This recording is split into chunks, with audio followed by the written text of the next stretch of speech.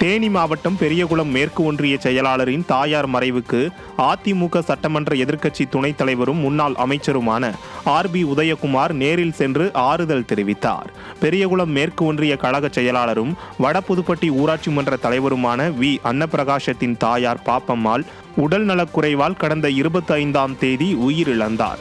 இதனையடுத்து அன்னப்பிரகாசத்தின் வீட்டிற்கு நேரில் சென்ற முன்னாள் அமைச்சர் ஆர்.பி. உதயகுமார் பாப்பம்மாள் திருவுருவப் படத்திற்கு மலர் தூவி அஞ்சலி செலுத்தினார்.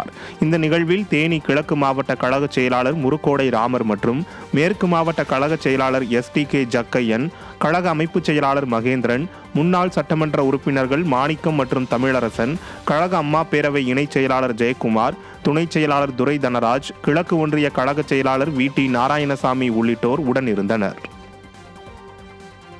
தூத்துக்குடி தெற்கு மாவட்ட அதிமுக சார்பில் கழக தொண்டர்கள் மற்றும் நிர்வாகிகளுக்கு உறுப்பினர் உரிமைச் சீட்டுகள் வழங்கப்பட்டது. முன்னாள் தலைவரும் மாவட்ட அமைப்பு சாரா ஓட்டுநரணி செயலாளருமான சுதாகர் தலைமையில் வட்டச் செயலாளர் அருண்ராஜா முன்னிலையில் தொண்டர்களை வீடு வீடாக சென்று நேரில் சந்தித்து உரிமைச் சீட்டுகள் வழங்கப்பட்டது.